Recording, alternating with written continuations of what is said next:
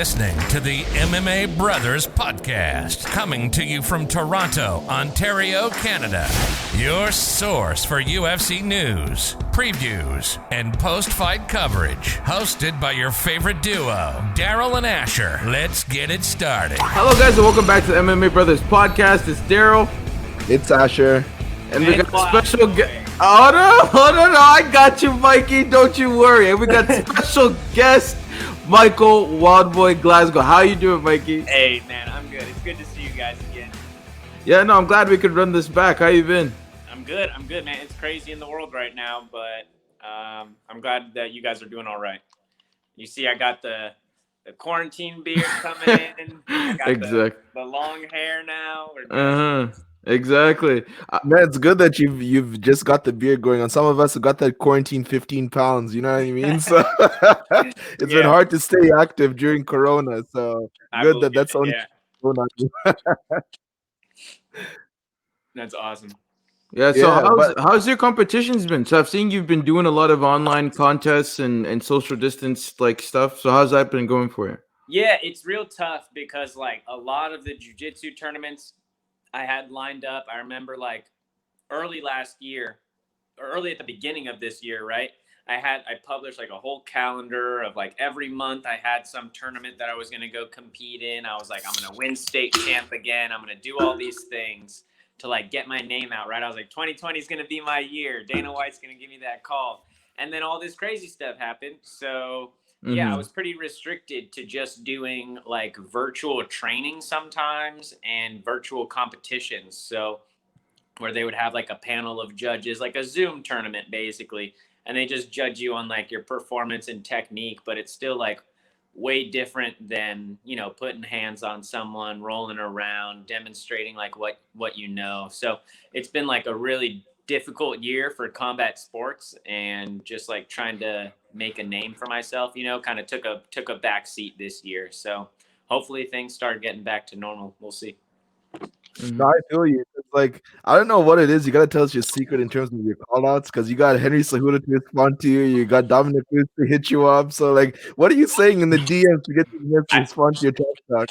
I just think Henry didn't like it when I called him a hobbit. I think that was what touch the sensitive spot. Edge. And then Dominic Cruz, like I've been following him for a while, and like I used to train with Team Alpha Male back in Cali. So like we kind of, I don't know if we know each other. Like he probably doesn't know who I am or anything, but like I don't know. I think I just reached out to him. I just got lucky, caught him on the drive to work or something, and he was like, "I'll beat you up" or something like that. So it was good. No, I'm real proud of the Henry Cejudo one though.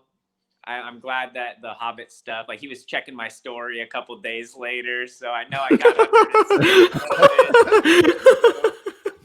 I feel good about that. But yeah, you gotta as much as it, like, you know, it's an entertainment industry, right? Like selling tickets, like generating hype, all of that's real important to like generating your brand, right? And so you've got to put yourself out there, even if it like annoys people or like gets on people's nerves. But like I was calling out the featherweight or the flyweight champion from, I want to say 1FC or something like that, the featherweight champion.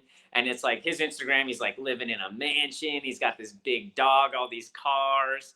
And I was just like, bro, like your last fight was trash or something.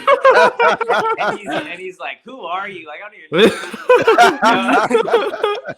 But yeah, you just got to get out there and antagonize some people, stir up some drama, get a name for yourself. So I'm just doing my part, I guess. What about Ray Borg? Does Ray Borg hit you up? It's not like anything hostile. Like I don't actually dislike these guys unless you're Ray Borg. But everyone else, like, I'm just playing with, you know, so it's fun.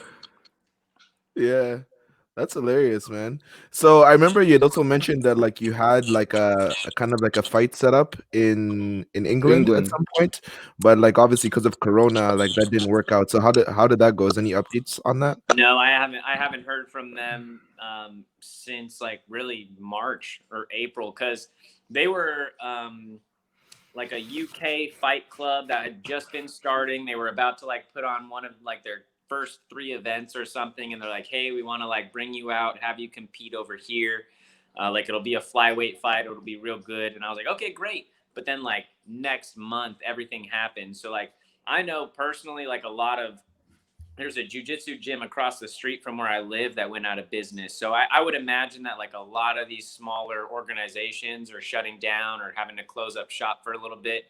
So I haven't heard from them. I haven't even tried to get a hold of them. I don't know what happened, but hopefully they're still going. I don't know. Going by how things have been going in the world, I don't know if they're still going strong. Excuse me. Yeah, no. And with the vaccines coming out, it's showing signs of life returning back to normal, because then we can get fans, we can get more events. If the fighters are vaccinated, we can, start having a lot more of these fights put on and not canceled like you suffered the consequences. But is there any specific fighting style you want to face in your debut in that promotion, or is it just you'll take anyone? Yeah, at this point, I would take anyone, because I've been almost a year out of like physical competition. Like I competed in 3 virtual tournaments. It was like the Global Taekwondo Open or something like that, the Ubuntu Open, which was like an African held thing. I was about to say, that sounds very African. Yeah, and then there was one other one, and I took first in one and I took second in another, and I don't think I placed in the third one. But so that was my 3 virtual tournaments. And then like within the last couple weeks or months, like things have slowly started opening up again. So we held one of the tournaments locally here, a Taekwondo tournament, and I took third in sparring in that. So, but it's just really been a time for me to focus on myself and like my coaching side of things, like being an instructor. Like they say that the better instructor you are, the better you are at doing it yourself, right? Like if I can teach someone how to be like a great fighter, then that's only going to help me improve. So I've like really dialed in to being like the best teacher I could be, going out and testing for my next ranks and stuff. And so, got you. So I got my my promoted to 2nd degree level 1 black belt. Let's go. Big flexing. And then I also got inducted into the National Black Belt Society. So wow, I rated it. Look at all that. Let's go, Mikey. Let's go.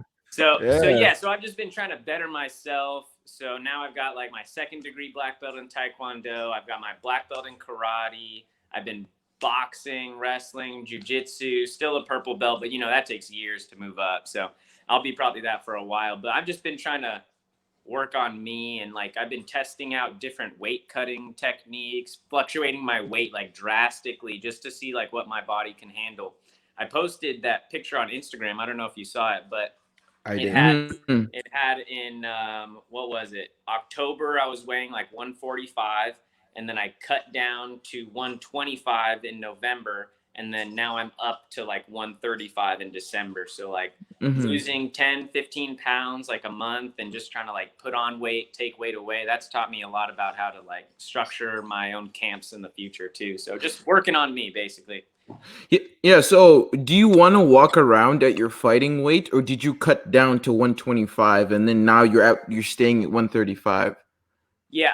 For most of my like professional fighting career or like my fighting stuff, I want to be 135 or at most like 140, because if I compete at 125, like that's a pretty serious weight cut toll on the body, dropping like 15, 20 pounds. And I just feel better at a lighter weight anyways. Like I feel more energetic at 35. I feel, but I don't want to compete at 35, because then guys dehydrate from like maybe 155, right? And then they hydrate back up. So I'll feel great and at my natural weight at 135, but now looking across from me in the cage is like a 160 pounder, and he's gonna have like a significant advantage on me. So that's why I cut, so that I can be one of the stronger light guys, And did you watch the fights this weekend in the flyweight? I did, man. That was insane. I thought Moreno won based off of the point being taken away, because I scored the round that the point was taken away as a draw. Right. No, I could definitely see that. It could have gone either way. Like I was okay with the draw. I was watching it and I was like, okay, that makes sense. Like I can see that, And from what I've seen, there hasn't been a whole lot of like backlash. Like people aren't calling him like a fake champ or anything like that. So. Oh no, like he's a real champ. Like Figueiredo didn't shy away from anything. But what I was saying is the judges' scorecards to me didn't make any sense. One judge had it 4-1, and then another one gave round 5 to Moreno. I said, yeah, it would just be nice to get some consistency. If their scoring cards looked somewhat similar, I wouldn't have a problem. But if there's such a vast disparity between judges who are all seeing the same thing, there shouldn't be that much of a difference between. One of them gave him round 2 and 4. The other one gave him round 5 and 4. And then I'm like, wait, do you just not count takedowns that he landed in those rounds where the striking differential was very, very close and he still secured a takedown? Yeah. Like, you know what I mean? That could be the main difference. Is a takedown worth more than 2 or 3 strikes landed? I think so. I would think so too, yeah. Exactly. So to me, if it's a very close strike differential, there's no real deciding factor. Yes, octagon control was Davidson, but he was also getting hit, and he also got taken down even with the forward momentum. So it's a wash. And then you take the point away. You know what I mean? I'm like, okay, come on. How did you not? Right. But that's personal opinions. But we all know that MMA judging needs something to change. Like it's been pretty crazy for years now. So what do we do? You know?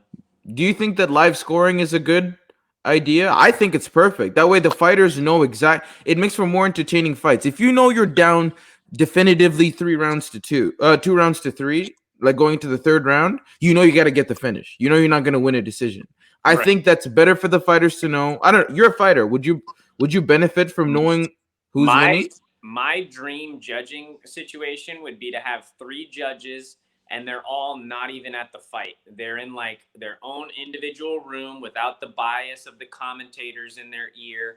And they're just watching like an audio-free version of the fight. And they're just examining it. And all the judges have prior like hand-to-hand combat experience. Maybe they've been fighters. Maybe they're refs or something. And they're just watching and they're scoring without any outside input in a room all alone watching the fight. And I think that would be like, I think that would fix a lot. You don't have like Rogan like picking Cowboy to be. He's like, oh look, Cowboy just got knocked out, but man, he's looking so good out there. Rogan is so biased, but he tries so hard to not be biased. Like you can tell, like Rogan, come on, man. Yeah, no, I hate that stuff, man. So it's just like if we had judges that were just couldn't hear any outside anything, and they were just watching the fight and using their own knowledge of the sport, I think that would be a big fix. And gloves, you gotta fix the gloves. That's not judging related, but eye pokes, man. Eye pokes. Yeah, no, for sure. Because Bellator has it figured out with the eye pokes. They rarely have if ever have any eye pokes, right, Asher? Yeah, it's true. I was gonna ask, do you think Figueiredo is a dirty fighter? I don't think so. I mean, because he had to work his way up to. I think that maybe you have instances of like being dirty in the fight, but I think overall, like, I don't really, I think he's okay. That groin kick was like, man, there's no excuse for that one. Like he literally the way he was raking his face when he was trying to get up, like I understand, like that one. I was just like, bro, like the referee was telling him so many times, like, watch the eyes. And as a fighter, you can kind of like post up with like your palm or whatever, but he kept on like rubbing like on his face and stuff. And I'm like, yo, you're gonna poke his eyes if you keep doing that. I was screaming at the television when I was watching that. I'm like, yo, like, you take points, man. Take points. You warned him. I was like, that was gonna be his second offense, because like Moreno was actually saying to the ref, he's like, bro, like he keeps on like raking my eyes pretty much. I can't see, right? So I don't know. He should have 2 points taken away minimum. Sure, like an advantage. Like he definitely knew what he was doing. Like you can't argue away from that. I mean, he's a professional fighter at the highest level. He's the champ. He's supposed to be like the best one. So like that certain behaviors are not okay. So I'm glad that they're doing like the points, but they got to be more strict about that. Like like maybe one morning, boom, I'm taking a point. Like like Jon back when Big Jon Jason Herzog would be like, hey, put your close, make a full fist, like make a fist, and they'd be out there. And I think like if they do it again, like fence grab, there's a warning for a fence grab. I see you do it again, there's a point. You poke his eye, like boom, that's a point. You groin kick, like I warned you already, that's a point. And I think yeah, that would fix a lot of stuff too. But live scoring's not one of the things you want to see? So you mean like live scoring, like at the end of each round, they find out what the judges have said to them, right? Okay. Yeah, you look at the judges' scorecards. Like votes, like American Idol. No. No, because if a fighter's really popular, you're just gonna win the popular vote. No, I meant check the judges. The judges' scorecards are read after each round, and then there's a little bit of anticipation if it's a close fight at the end, because okay, this guy definitely won that round, that guy definitely won that one, and you actually fight. Wouldn't you benefit from knowing if you're actually down versus your coaches? Yeah, man, you're good, and then you're like, okay, and then you end up losing a decision. In an ideal world, that sounds great, but in my only issue is like there's some bad judges out there, right? Like you've seen like rounds where like for example, the Moreno fights, one judge gave the 5th round to Moreno, and if I'm a fighter and I realize I'm like, bro, I clearly won that round, and the judge gave it to the other fighter, it may do the opposite, right? Where it's like you think it would motivate me. Yeah, think about it, because then you know that this guy is screwing you over. Like it's gonna be like Listen, anyone with a competitive ounce in their body, when they think they're getting screwed over, doesn't say, "Yeah, man, I just give up." Hell no! Like, yo, this guy I'm not thinks saying they'll give up, but I'm saying that, like, imagine what that would do to you psychologically. Where I'm like, yo, that would motivate. I'm beating the piss out of this guy, and the other judge gave it to, like, what does he want me to do? Like, you know what I mean? Go for it. Like what do you want from me? You know what I'm saying? Yeah. Like, I'm not saying that he would give up and like, all right, I'm out. But at the same time, you know, like, this guy's trying to stab my back. Hell no. Anyone, you're not a super competitive guy. You're like you play sports for leisure because you love the sport. I am super competitive. If I think someone is being biased against me as I think I'm winning, and you think he's better, I'm going to show you that I'm better. That's the mindset I have personally. And Mike, you probably have it too, because you wouldn't be at such a high level if you didn't take shit personally that this guy thinks he's better than me. You know what I mean? During the fight. Yeah, I mean, certain people react certain ways, right? Like different ways to different stimulus. So, but I kind of like knowing that it's a mystery. Like I kind of want to get back to my corner and have my coach be like, "Yeah, I think you won that one. Like I think you're up 1. Like, you know, like get back out there. Like you're winning the fight." Because then that gives me like some confidence. Like, okay, I know what I'm doing. Like I'm winning right now. But I can also see the flip side of like, hey man, like you lost that round, you got to pick it up. And I'll be like, okay, like the judges scored it, 10-9, you're not up. Like you gotta, I can see that too. And in some of my most competitive moments have been when I was doubted, or when like the opponent directly said like, I'm better than you. And I'm like, oh, like I can get where you're saying like, okay, I'm going to beat you now and show you. So it adds those strikes will land with a little bit more ferocity. You know what I'm saying? I can definitely see that. That's a good point. It depends on the fighter, because like obviously coaches know their fighters. Not every fighter is like Daryl saying that, oh, they'll all get hyped like, yeah, now the judge screwed me over, now I'm gonna go knock him out. Like, no, it doesn't always work that way, because some fighters literally, like, coaches have to scream in their ear. Like, what's the name of that? Is it Devin Clark or something? Like in the fight against Anthony Smith, where like the coach in the corner was telling him like, do it for like your mother-in-law, do it for like this or whatever. Like they're saying like really, really, really like intense stuff to them, right? Yeah. Some coaches will take you there where they're like, yo, like but Mike's a coach. No, Mike's a coach. Mike, you know what it takes to get your students to get riled up, because you know personally that student, how they are, how they work. A coach's job is to learn what gets their player or fighter motivated and going. I'm the type of person where if you tell me I'm playing like shit, it's going to make me play better. It doesn't go the opposite way. If you know what I'm trying to say, Mike? It depends on the person. The coach knows that guy the most. If he knows that his mother-in-law is going to get that guy fired up, like, yo, like, nah, I'm not losing, and I'm going to go out there and start this dude, that's why he said it. He's not going to say it to be like, yo, dude, your mother-in-law. And then these guys like, fuck, dude, whoa. You know what I'm saying? You know, your coach knows you. Especially in a sport like boxing, I think the live scoring thing would not work, because in boxing they're just so corrupt, and like literally it doesn't matter like how well you're doing, like the judges will score against you because they want someone to stay undefeated. No. It actually would have the reverse. No, it would have the reverse effect, because if they have to be transparent on their scoring, they will know if it's being like, think about the Tyson but Fury. Everybody knows. It's not a secret. They know. Come on. Tyson Fury and Deontay Wilder fight. How was that a fucking draw? Tyson pieced him up and he got dropped once, and to give it a, you know what I'm saying? If they were releasing the scores after every round, that would have given the fighters impetus. Whoa, like, wait, how's that a tie? Wait, how's that tie? All right, I'm gonna go out there and I'm gonna definitively win this round. That's how it works in a competition. You don't say, "Oh, dude, this man's just doing it against me. I'm just gonna go out there and get my face pummeled in." Like, no. Who in the hell would think that way? I didn't just say, yo, go lay in the octagon and get pummeled. I'm with Asher on this one. I'm with Asher because even the boxers know that boxing is corrupt. They pretty much know they have to like knock someone out to win. Otherwise, it's gonna, like for big fights like Tyson Fury, Wilder, like that whole thing. Like we all know who won the first fight. Like they know who won the first fight. Like. So I don't think that in boxing that would work because they know it, the refs don't matter anyways. Like the judges don't matter. So they're going in there to stop someone. And even in MMA, like our goal is really to go in there and stop someone. Like the quote, like never leave it to the judges. Like that's good. Yeah, judging would be great, but it's our job to like go in there and take someone out. So I can see both sides. Mm-hmm. You're a great guy, man. You're gonna be a great parent with that one, appeasing both sides. I'm so adamantly for live scoring. It's just like it's me and my buddy who watch it every weekend. We're just like, man, if they just knew that they needed to get the finish, it would eliminate all of this do-si-do in the 5th round where it lacks action. You're like, dude, you're down. Like Ovin St. Preux, for example. I just think it's distracting. That's my only thing. I'm not saying that the fighter wouldn't. Your coaches tell you anyways, though. Like, yeah, but that's his opinion. Give you an accurate. The coach isn't a judge, though. That's what I'm saying. You know what I mean?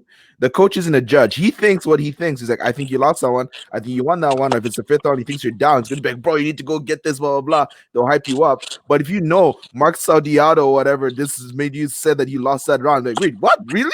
Like, right. Yeah, bro. Like, I know it's kind of crazy, but like, yeah, he scored against you. Like, nah, bro. Like, some people get angry and whatever. Yes, but it's gonna be distracting. Where I'm like, bro, I landed like 20 leg kicks. I did this. I was pushing forward, all that stuff. Yes, okay. It can be motivating. So now I'll let you know this. I'll let you know this. In basketball, if there was no live score and you just didn't know until the end of the game who won. What are you talking about? You just didn't know at the end of the game I'm who just won. shooting 3-pointers. I'm like, yo, is that this nigga's getting bare buckets. This guy's getting bare buckets. Niggas just don't know who's winning. Coach is like, yeah, yo, I think we took that quarter. What's wrong with you guys? I'm like, wait, should I shoot a 3-pointer? Is it 2? Are we down 5? That's what I'm saying. Yo, it's at the end of the game. You don't know if you're down 1, 2, 3. You're like, oh, dude, should I shoot a 3? Should I shoot a free throw? Should I hold the rest? So you think that like MMA should have like a significant points counter at the top and like every No. Let's start. Am I up? Yeah, Mike. Coach, no. Listen. What I'm saying is, at the end of the round, right? The judges put whatever 10-9 or whatever, 10-9, whatever. Who's up that round? Okay, because it's scored on a round-by-round basis. Each round is unique in and of itself, right? But what I'm saying is, I don't mean count every strike and every strike is associated with certain points. No, I just mean they have to score at each round anyways. Just release that. Either way, it's still the same thing. Like, it's not like the judges are going to change their score because they know it's going to get released. Either way, it gets released. The only thing is being transparent from the get-go, because you know that either way he still scored the round, either for you or against you, right? But maybe that would fall on the judges then, because they would be like, oh, like I think that was a 10-8, but I know the fans are going to be pissed at me if I say that, So maybe now they'll judge it differently. Maybe they'll judge it better. Maybe they'll judge it worse. They'll be like worried about what's going to happen to them in the parking lot after the fight, But Mike, either way, the scorecards are getting released. Do you get what I'm saying? Yeah, but right now, not until the end, not until they're like, out of there, No. It's after each fight. Corrupt boxing judges, if they had to release like their biased scores every round, they wouldn't ever be judges again. They haven't exactly, and that helps eradicate the corruption in the sport. So you're advocating for the wrong side of it. You should be saying, yes, put live scoring. That way, these people are held accountable. Because I think that MMA judges are not held accountable for their horrendous judging. Because if you see, right, that there's literally no way you scored that round against me, right? That's gonna say, all right, dude, I'm gonna go stop this dude. So this guy, I don't even want this guy to have a say in this fight. This dude is clearly either he's biased or he's blind. There's either one of the two that he's not seeing the fight. Right? I just want to say, going back to what Wildboy said, thinking that it was like a voting system like America's Got Talent style. If that was the case, literally Conor McGregor would be undefeated, undisputed. Like doesn't matter if he got submitted. Like Conor McGregor would get the most votes like every single fight. Like, and Conor won again and again. But you have to knock him out to win. Yeah, that's true. I was gonna ask Wildboy. So, who do you think is taking this weekend's main event? Do you think it's gonna be Stephen Thompson or Jeff Neal? Steven's gotta be right. Yeah, I gotta go with him. I got it. You saw what Jeff Neal did to Mike. I know it's Mike Perry. Before people start rolling their eyes, I know before people start rolling their eyes. Mike Perry is very hard to put away, though. We can say whatever we want about him. He's ridiculously hard to put away. You don't agree? That cowboy armbarred him on his belly. I don't know. Oh, he's tough, but like he's not Mike. Like come on. to take out, No, you're right. He's pretty hard. No, he's pretty hard to take out, Asher. Brawler, and he'll catch you and he'll put you to sleep with one punch. Like Mike Perry's no joke. But I don't know. I love Wonder Boy. Wonder Boy's sick. And I was gonna ask you in terms of the Jake Paul things. We can get through just this one, and then after that, I want to talk about the McGregor fight. What do you think about all this? To be honest, I'll give you my opinion right off the bat. I think he's actually a genius at marketing. Everything that he's been putting out, I've been like, damn, this is good. He's getting my attention. I'm not mad at this, So what have you been thinking about it? I saw that video you posted where he like showed up to the interview of Dylan Dennis and was throwing water balloons at him and stuff. Like, that's so smart. Like, they probably communicated, like they were probably in on it, right? Because how would they have known he would be doing an interview at this corner outside, But they're genius. They're genius. And like the Paul brothers, like one of them was on the undercard for Tyson. Like, they're clearly doing something right. Yeah. So do I think that either of the Paul brothers could beat Dylan Dennis in a fight? No. But do I boxing fight? Asher, don't be stupid. No, I'm asking him. No way. I don't. Don't be disrespectful. Don't be disrespectful. That would be like what the Paul brothers' second pro fight ever. Like, sure they train. They know how to throw a punch. But you're talking about like a lifetime of combat sports training, grinding in the gym. I'm not saying that Jake Paul is going to win, but I will say this. Just because you have a lifetime of MMA experience does not mean you're a good boxer. And I will give you examples. Ben Askren, example 1. Example 2, Dylan Dennis is not known for his stand-up. Dylan Dennis is known for his jiu-jitsu skills, okay? So these are 2 examples of giving. So you think Jake Paul's striking is of par of fucking Dylan Dennis? I did not say that, but I'm trying to just explain that just because you have MMA experience does not mean that you're a good boxer. That's all I wanted to say. But anyways, Daryl, go ahead. Okay. I was gonna give another basketball analogy, but I feel like that would set the whole place on fire, right? Yeah, enough with the basketball analogies. Listen, if you can dunk, doesn't mean you can shoot a 3-pointer. Right? Listen, I was gonna ask, who do you think's taking the McGregor Poirier matchup? I want to say Poirier. I want to, because think about how often Conor fights. Not often. Yeah, he put Cowboy away real quick. Yeah, he put, he's winning, sure. But I don't know. Ring rust is a thing, I feel like, right? And he doesn't fight except for maybe once, twice a year, maybe. And Dustin Poirier, look how active he's been.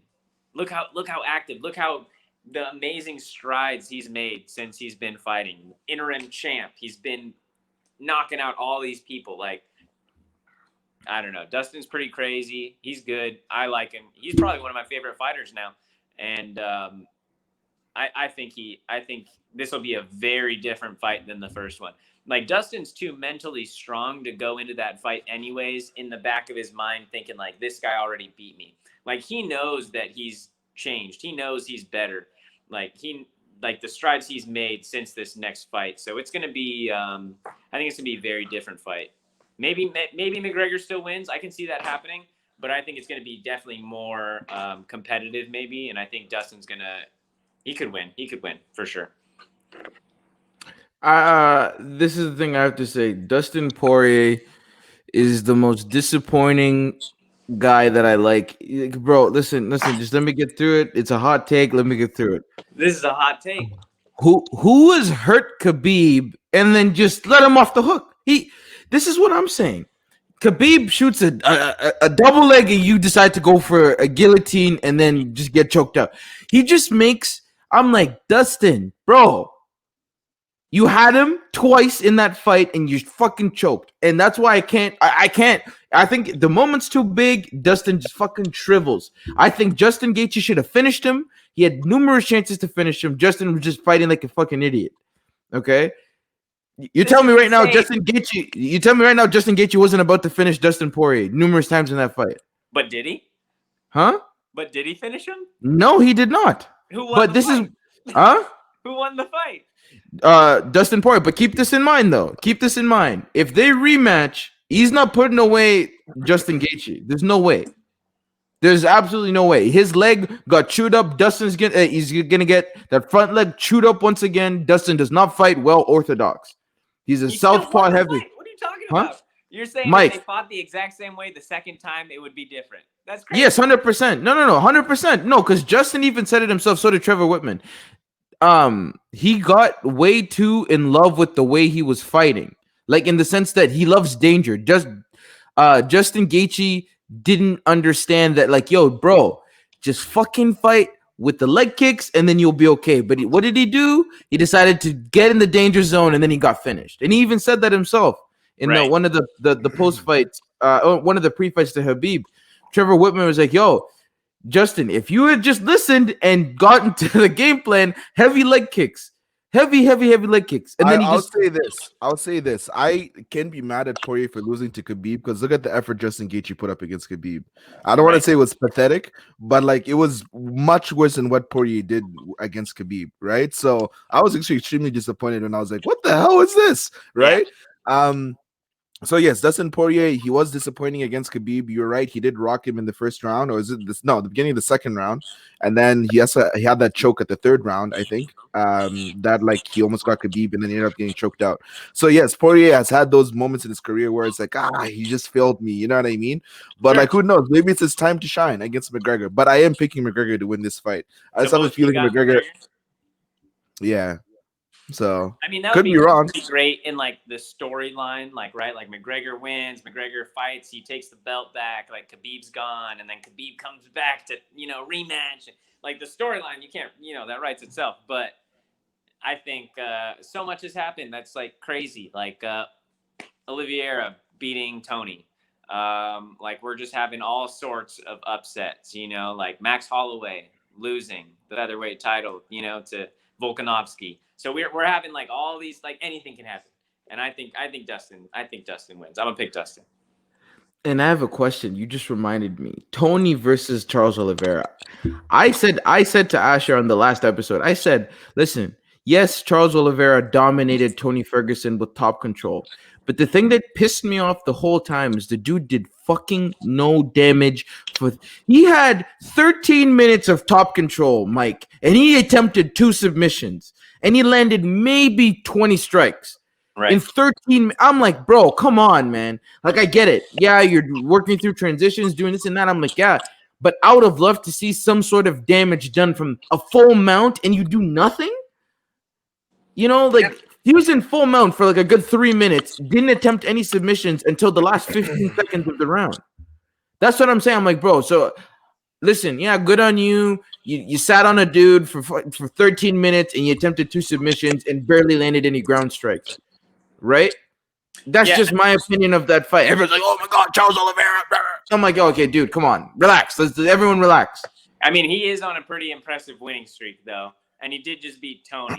And maybe that was his game plan. You know, maybe that was, hey, get in there, show that Tony isn't like undefeatable on the ground, you know, show that you can maintain control of this like legend, you know, show like always be threatening something to make him not be able to fight back. Like maybe he was just being such a threat that Tony didn't know what to do. So I can see that as being part of the game plan. Yeah, it wasn't a super exciting fight all the time, but you know, he won. He got the dub. So anyways, we'll wrap it up. I know Wild Boys, he's gotta drive wifey. We're good. Are you sure? Yeah, she already went. She went without me.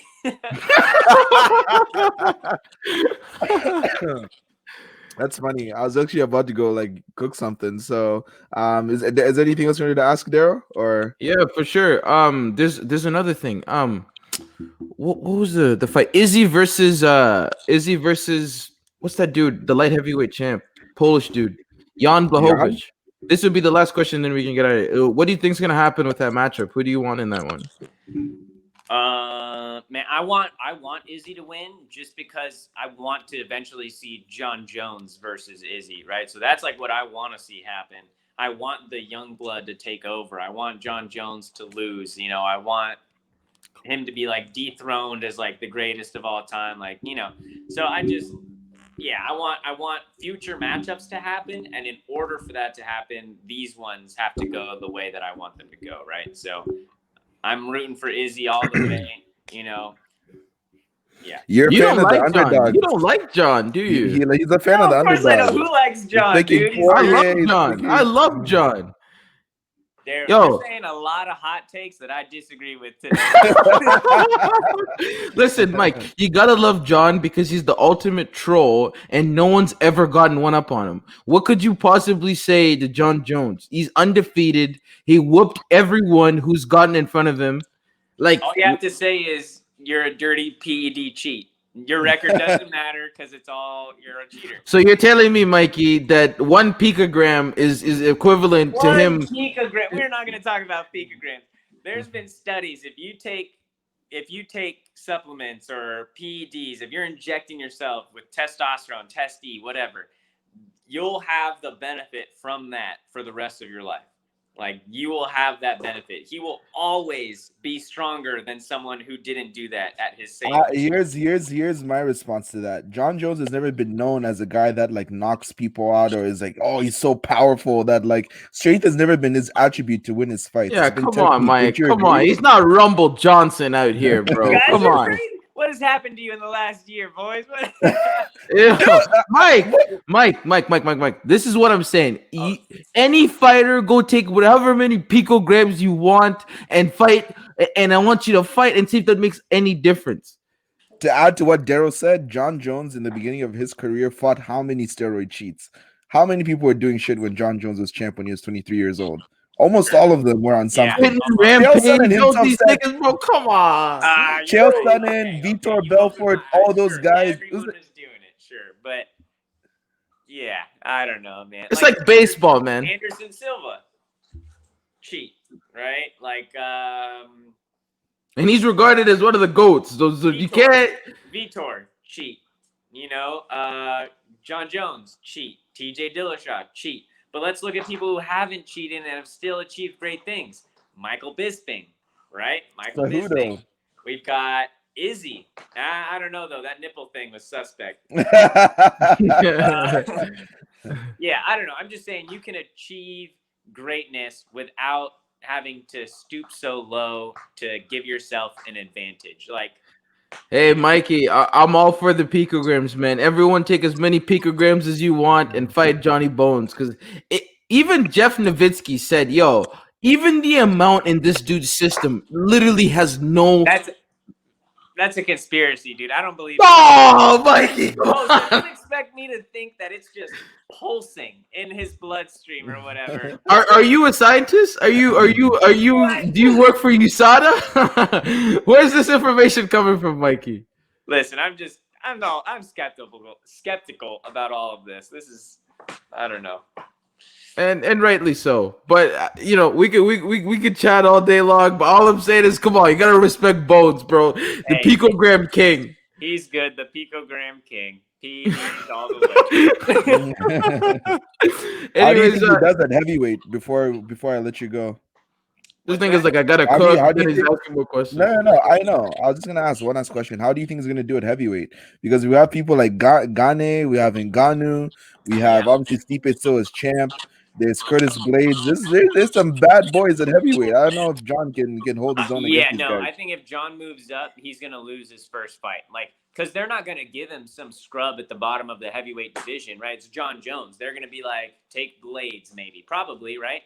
But maybe not, because Blades is known for his wrestling, and we don't really, they're going to give John a striker at heavyweight. They're going to give him, Ozdemir maybe, or... No, give him Junior and Dos Santos. I would watch Stipe, obviously, but they're not going to give him that right away. They might, who knows? They're saying that they're going to give TJ a title fight when he comes back. So... I don't know, man. Anything's possible, but I just think he's getting too old. He's trying to get money to fuel his drug addictions to coke and steroids. This nigga's such a hater, Mikey. I'm just saying, dude, he needs money to bail himself out of his next crime. I don't know. So true. So true. This nigga's going after John right now, bro. But on real talk, I don't think he beats anyone in the top 5 at heavyweight right now. So we'll see. Somehow the universe always makes him win. So we'll see.